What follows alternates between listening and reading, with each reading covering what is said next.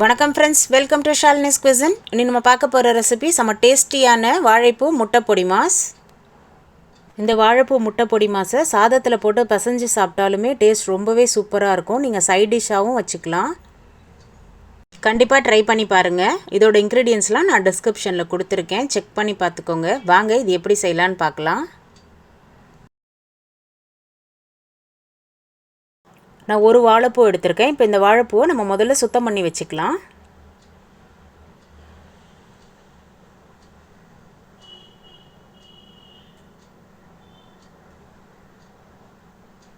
இந்த பூவோட எண்டு வரைக்குமே நம்ம இந்த மாதிரி பிரிக்கலாம். உள்ளே இருக்க பூக்களை எடுத்துடலாம்.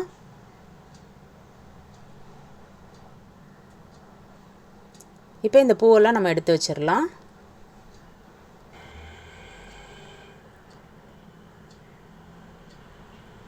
இப்போ இந்த வாழைப்பூவில் நம்ம க்ளீன் பண்ண வேண்டியது இந்த எதல் மாதிரி ஒன்று இருக்கும். இதையும் எடுத்துடணும். ஒரு சின்ன நரம்பு மாதிரி வரும், இதையும் நம்ம எடுத்துடணும்.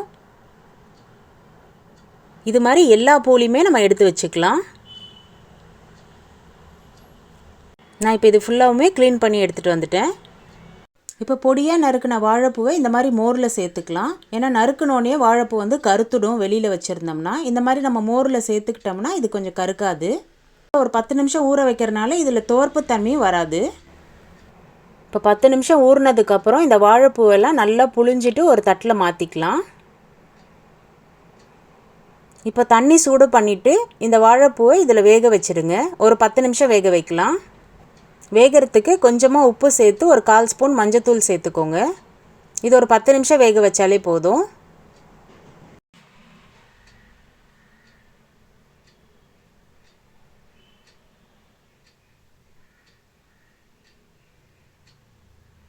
வாழைப்பூ நல்லா வெந்துடுச்சு. இப்போ இதை நம்ம வடிகட்டி எடுத்துக்கலாம்.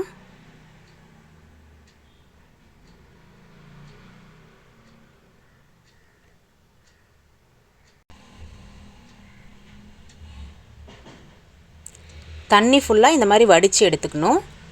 தாளிப்புக்கு 2 டேபிள் ஸ்பூன் எண்ணெய், 1 ஸ்பூன் கடுகு, 1 ஸ்பூன் சோம்பு, கொஞ்சமாக கருவேப்பிலை. இப்போ இதெல்லாம் நல்லா பொரியட்டும். அந்த சோம்போட ஃப்ளேவர் நல்லா வரணும் நம்மளுக்கு. இப்போ பொடியாக நறுக்குன 2 பெரிய வெங்காயம் சேர்த்துக்கோங்க. பொடியாக நறுக்குன 2 பச்சை மிளகா. இப்போ இதெல்லாம் நல்லா அந்த எண்ணெயிலே நல்லா வதக்கி விட்டுடலாம். வெங்காயம் கொஞ்சம் நல்லா வதங்கினோன்னு நம்ம வேக வச்ச வாழைப்பூவை சேர்த்துக்கலாம். இப்போ அதையும் நல்லா கலந்து விட்டுருங்க. 1 ஸ்பூன் சில்லி மிளகாத்தூள், தேவையான அளவு உப்பு சேர்த்துக்கலாம். இப்போ இதெல்லாம் நல்லா வதக்கி விடலாம். இது எண்ணெயிலேயே நல்லா வதங்கணும். இப்போ 4 முட்டை எடுத்திருக்கேன். இப்போ நம்ம அதை சேர்த்துக்கலாம்.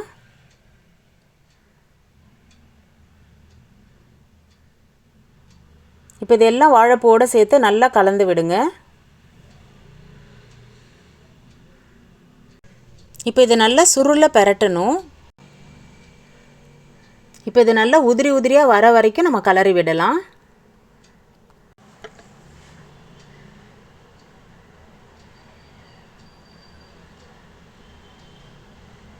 இப்போ இந்த மாதிரி பக்குவத்தில் இருக்கணும்.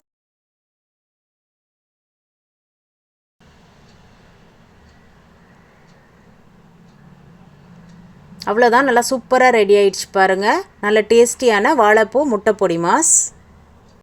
கண்டிப்பாக ட்ரை பண்ணி பாருங்கள். டேஸ்ட் ரொம்பவே சூப்பராக இருக்கும். இந்த ரெசிபி உங்களுக்கு பிடிச்சதுன்னா நீங்களும் உங்கள் வீட்டில் ட்ரை பண்ணி பார்த்துட்டு எப்படி இருந்தேன்னு கமெண்ட் பாக்ஸில் கமெண்ட் பண்ணுங்கள். லைக் பண்ணுங்கள், ஷேர் பண்ணுங்கள். மறக்காமல் ஷாலினிஸ் குவிசன் யூடியூப் சேனலை சப்ஸ்கிரைப் பண்ணுங்கள். பக்கத்தில் இருக்க பெல் பட்டனையும் கிளிக் பண்ணுங்கள். அப்போ தான் நான் போடுற எல்லா வீடியோஸும் உங்களுக்கு அப்டேட்டாக வரும். தேங்க்ஸ் ஃபார் வாட்சிங்.